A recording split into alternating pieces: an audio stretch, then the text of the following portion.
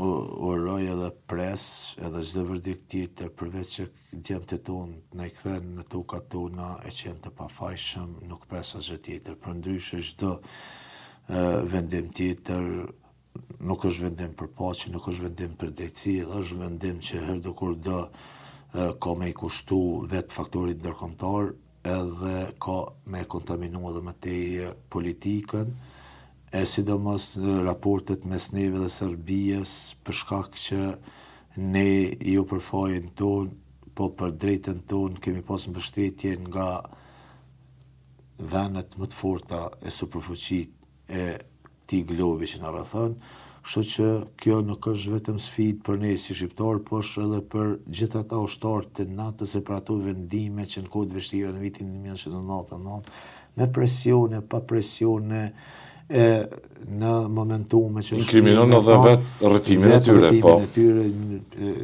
Nuk E di qytetarët ta kanë harru, po në kujtesën time është ajo ngjarja kur forcat ruse të KFOR-it hynë në Kosovë pa marrëveshjen e NATO-s. Edhe këtu rrezikonte që të fillonte një luftë për tepër mos. Clark dhe Jackson kishin edhe vetë polemika ata, po. Kështu që uroj që djemtë tonë të na kthejnë në familjet e tyre. Falenderoj edhe një herë.